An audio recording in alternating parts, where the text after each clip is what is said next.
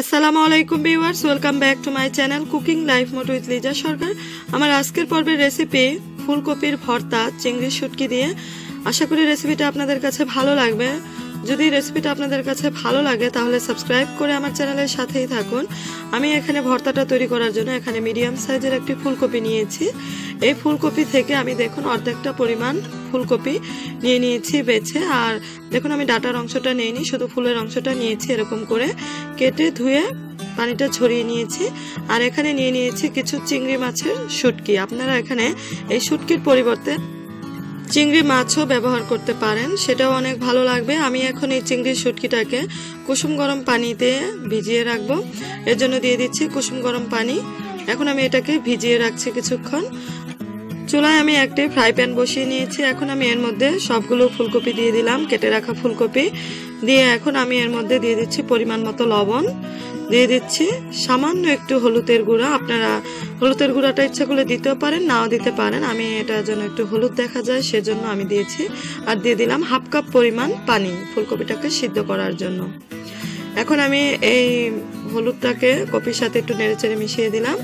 এখন আমি ঢাকনা দিয়ে ঢেকে দিলাম সিদ্ধ হয়ে আসার আগ পর্যন্ত। চুলার আঁচটাকে মিডিয়াম লোতে রেখে দেখুন কিছুক্ষণ পর ফুলকপিটা সিদ্ধ হয়ে গেছে। আমি ঢাকনাটা খুলে নিয়েছি, আমি একটু দেখাচ্ছি আপনাদের। দেখুন পানিটা নেই। আর আমি দেখাচ্ছি দেখুন কপিটা কেমন সিদ্ধ হয়েছে। এরকম পুরোপুরি সিদ্ধ করে নিতে হবে। দেখুন সিদ্ধ করে নেওয়া হয়ে গেছে। চুলার আঁচটাকে আমি বন্ধ করে দিয়েছি। এখন আমি চুলায় আবার ফ্রাই প্যান বসিয়ে নিলাম। এর মধ্যে আমি ভর্তা করার জন্য শুকনো মরিচ আর রসুন ভেজে নিচ্ছি। এর জন্য সামান্য একটু তেল দিয়ে এর মধ্যে আমি 3টা বড় রসুনের কোয়া আর 5টা শুকনা মরিচ দিয়ে দিলাম ভাজার জন্য। দেখুন ভেজে নেওয়া হয়ে গেছে।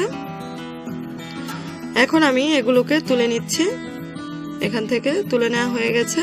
এখন এই একই তেলের মধ্যে সেই শুটকিগুলো আমি গরম পানি থেকে উঠিয়ে আবার ধুয়ে নিয়েছি, পানিটা ঝরিয়ে দিয়ে দিলাম। ভেজে নিচ্ছি এখন ফ্রাই প্যানের মধ্যে।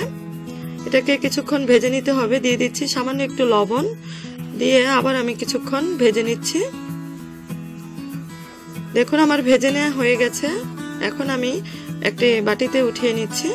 দেখুন আমার ভর্তার সব উপকরণগুলো রেডি হয়ে গেছে। এখন আমি ভর্তাটা তৈরি করব। এর জন্য আমি শুকনো মরিচগুলো রেডি করে নিচ্ছি। দেখুন এখন শুকনো মরিচের মধ্যে সামান্য একটু লবণ দিয়ে প্রথমে মরিচটাকে ভালো করে হাত দিয়ে মেখে নিতে হবে ভালো করে। দেখুন এরকম করে আমার মেখে নেওয়া হয়ে গেছে শুকনো মরিচটা। এখন আমি সেই রসুনগুলো ভালো করে মেখে নিচ্ছি। দেখুন এখন এই মরিচের সাথে ভালো করে মেখে মিশিয়ে নিচ্ছি এই রসুনটাকেও। মিশিয়ে নেওয়ার পর এখন আমি দিয়ে দিচ্ছি এর মধ্যে কেটে রাখা পেঁয়াজ। আমি এখানে 2 টেবিল চামচ পরিমাণ পেঁয়াজ কুচি দিয়ে দিলাম। দিয়ে এখন আমি এই পেঁয়াজটাকে মরিচের সাথে ভালো করে মেখে নিচ্ছি। পেঁয়াজটাকে কিন্তু এই মরিচের সাথে ভালো করে মেখে নিতে হবে, যেন পেঁয়াজটা মাখার পর নরম হয়ে যায়। এরকম ভাবে মেখে নিতে হবে। দেখুন আমার মেখে নেওয়া হয়ে গেছে। এখন আমি দিয়ে দিচ্ছি ধনেপাতা কুচি। ধনেপাতা এখানে 2 টেবিল চামচ পরিমাণ আছে। এটাকেও আমি ভালোভাবে মেখে নিচ্ছি। দেখুন এখন আমি দিয়ে দেব সেই ভেজে রাখা চিংড়ির শুটকি। আমি এখানে দিয়ে দিচ্ছি। দিয়ে এটাকেও দেখুন আমি ভালো করে মেখে নিচ্ছি। সবকিছু একসাথে ভালো করে মেখে নেওয়ার পর এখন আমি এখানে ফুলকপিটা দিয়ে দেব। তার আগে আমি ফুলকপিটাকে দেখুন হাত দিয়ে ভালো করে এরকম ভাবে চটকে নিচ্ছি, যেন এর মধ্যে কোনো আস্ত ভাব না থাকে। আগে এগুলোকে ভালো করে চটকে নিতে হবে। দেখুন আমার চটকে নেওয়া হয়ে গেছে। এখন আমি সবগুলো ফুলকপি ঢেলে দিয়ে দিলাম। দিয়ে এখন এটাকে হাত দিয়ে ভালো করে মেখে নিচ্ছি। কিছুক্ষণ মেখে নেওয়ার পর এখন আমি এর মধ্যে দিয়ে দিচ্ছি সরিষার তেল। সরিষার তেলটা আমি একটু বেশি দিচ্ছি, আপনারা আপনাদের ইচ্ছা মতো দিয়ে নেবেন। সরিষার তেলটা দিলে কিন্তু ভর্তার ঘ্রাণটা অনেক ভালো লাগে। দেখুন এখন আমার সবকিছু দিয়ে দেওয়ার পর এটাকে ভালো করে মেখে নেওয়া হয়ে গেছে। দেখুন আমার ভর্তাটা রেডি। এখন আমি একটি প্লেটে নিয়ে দেখাচ্ছি ভর্তাটা কেমন হলো। দেখলেন তো কত সহজে তৈরি করা যায় এই ফুলকপির ভর্তা। আর এই ফুলকপির ভর্তাটা আপনারা বাসায় একবার হলেও ট্রাই করে দেখবেন। এটা খেতে কিন্তু অনেক মজা। একবার খেলে কিন্তু বারবার খেতে ইচ্ছে করবে। তো রেসিপিটি যদি ভালো লাগে তাহলে সাবস্ক্রাইব করে আমার চ্যানেলের সাথেই থাকুন আর পাশে থাকা বেল বাটনটি ক্লিক করে রাখুন।